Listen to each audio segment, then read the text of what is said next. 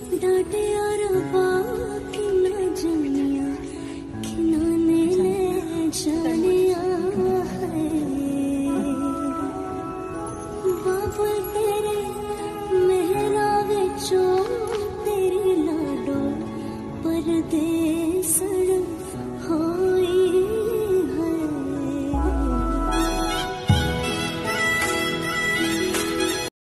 बिस्मिल्लाहिर्रहमानिर्रहीम। अस्सलाम वालेकुम नाज़रीन, कैपिटल व्यूज के साथ मैं हूँ सुबारिया रहमान। मेरे साथ आज बड़े मौजूद गेस्ट मौजूद हैं, रिटायर्ड ब्रिगेडियर सैयद गजनफर अली साहब। सर कैसे हैं आप? जी अल्लाह का शुक्र, आप सुनाएं खैरियत से? अल्हम्दुलिल्लाह। सर 2-4 रोज पहले हमने देखा कि किस तरह लूटी दौलत से जो है वो बड़ी शानदार तरीके से शादी हुई है और बड़ी जो है वो पुरवकार तकरीब थी। सिर्फ 8 लाख का जो है लहंगा दुल्हन ने जेबतन किया हुआ था, लेकिन मियाँ साहब बड़े अफसरदा नजर आए हैं। तो क्या कहेंगे इसके बारे में? मेरा ख्याल मियाँ साहब तो इसलिए अफसरदा थे कि नरेंद्र मोदी वहाँ मौजूद नहीं था, उनका दोस्त, बिल्कुल। क्योंकि वो वही उनको शिमला पहनाता है, वही उनको पगड़ी बनाता है, तो वो उसको इनवाइट नहीं कर सके, क्योंकि उससे पहले वो जो अफगानिस्तान का नेशनल सिक्योरिटी एडवाइजर है, जिसने पाकिस्तान के खिलाफ इतनी बकवास की थी, और आज वो पंजशेर में बैठा है और वहां से कहता है कि जी मैं तालिबान के खिलाफ लड़ूंगा, और अपने आप को डिफॉल्ट से गवर्नर वो अपना प्रेसिडेंट डिक्लेयर कर दिया है। उससे उन्होंने मुलाकात की थी, तो वो एक एंटी पाकिस्तान एलिमेंट से मुलाकात करने का ख्वाब उनका पूरा हो चुका था। अब वो नहीं बुला सके, क्योंकि नरेंद्र मोदी को शादी में, तो इसलिए वो अफसोस कर रहे थे, और इसीलिए वो अफसरदा था, क्योंकि आपका जब बहुत करीबी दोस्त आपके पास नहीं होता तो आप अफसरदा तो फिर होते। अब शादी हुई, आपने देखा जिस तरीके से शादी हुई, और लंदन का सबसे एक्सपेंसिव होटल जो है उसके अंदर वो शादी हुई। और अब बात करने की ये है कि सोचने की बात है एक लम्हे के लिए, यहाँ पे पाकिस्तानियों को भी सोचना चाहिए, पाकिस्तान की आवाम को सोचना चाहिए। शादी एक बहुत इम्पोर्टेंट इवेंट होता है, और हम हर शादी होने वाले जोड़े के लिए दुआ करते हैं कि वो सुख और चैन और सुकून की जिंदगी गुजारे और एक नई अच्छी जिंदगी का आगाज करें। लेकिन ये बहुत इसमें बरकत पड़ती है अगर आप हलाल के पैसे से और अपने कमाए हुए पैसे से शादी कर रहे हो। अगर तो वो अपने पैसे से, हलाल के पैसे से कमाई हुई चीज हो, तो बंदे को और ज्यादा खुशी होती है। लेकिन अब जब आपने कमीशन का पैसा, मोटरवे के कमीशन का पैसा, डेवो के कमीशन का पैसा, जो पाकिस्तान को एड मिली, जापानीज एक दफा जापानियों ने इमदाद दी थी, उसका पाकिस्तान इसहाक डार उस वक्त अपना मिला, अपना फाइनेंस मिनिस्टर था, उसके ऊपर एक इन्वेस्टिगेटिव जर्नलिस्ट थे, उन्होंने एक बहुत बड़ी रिपोर्ट छापी जिसको डिनाई नहीं कर सके। उस पैसे का पता नहीं चला वो कहाँ गया। कर्ज उतारो मुल्क सवारों का जो $11 बिलियन जमा हुए थे, और कहा गया कि जी उसमें जो है वो कहाँ पे लगे, क्या उसका खर्चा हुआ, और जब उसका अकाउंटेबिलिटी की गई तो पता चला कि एक पैसा भी ना किसी गरीबों को मिला है, ना वो कहीं किसी को पे हुआ है। तो इस तरह जमा करके जब आप दौलत बनाते हैं और बड़े बड़े महलों में रहते हैं, तो मुझे लगता है कि जमीर कभी तो कॉन्शियस कभी तो प्रेक करती होगी कि जो हराम के पैसे जिंदगी गुजार रहे हैं, और एक मुसलमान होते हुए अगर आप जो है वो रिश्वत के पैसे में जिंदगी गुजार रहे हैं, तो कब तक आप खुश है? वो जो अंदर का जो चोर होता है वो कभी तो आपके चेहरे पे नजर आता है ना, तो वही चोर उनके चेहरे पे नजर आता है। जी मुझे ये बताइएगा कि करप्शन करनी है, दौलत लूटनी है तो लोग पाकिस्तान का रुख कर लेते हैं, हुकूमत करनी है पाकिस्तान का रुख कर लेते हैं, लेकिन खुशियां मनानी है या छुट्टियां मनानी, और जब तक ये ऑपोजिशन में होते हैं तो ये बरतानिया भाग जाते हैं। और आप इनकी भारत से मोहब्बत देखें कि जो जोड़ा इन्होंने पहना हुआ था दुल्हन साहिबा ने, वो भी भारत की ही डिजाइनर का बनाया हुआ था। तो इसके बारे में क्या कहेंगे? देखिए, ये तो पाकिस्तान के जो इतने भी हुक्मरान रहे हैं, सिर्फ यही नहीं, आप पीपल्स पार्टी के जो बड़े उनकी तरफ चले जाएं, और उनके जो टॉप के लीडर हैं, आप इमन रहमान मलिक का असासे उठा के कभी देख लें या बाकियों को देख लें, वो एक केयर टेकर प्राइम मिनिस्टर लगे थे अपना राजा साहब, वो जो रेंटल क्या उनका था, उनको उठा के देख लें।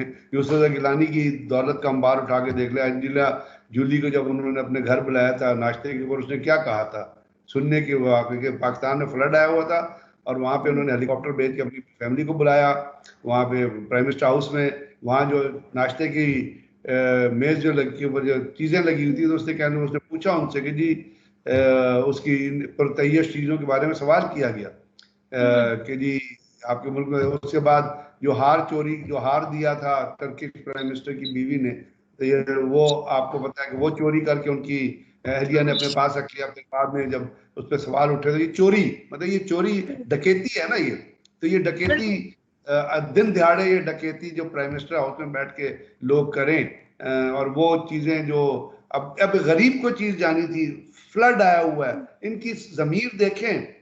जो बड़े बड़े जाके सेनेट में बैठते हैं और हमारे पीछे लोग तालियां बजा रहे होते हैं, हमारे यहाँ मतलब जब तक चोर उचक्के आपके टॉप पे रहेंगे, जबकि करप्ट एलिमेंट रहेंगे, रिश्वतखोर रहेंगे, तो इस मुल्क का मुस्तकबिल किस तरह सीधा होगा?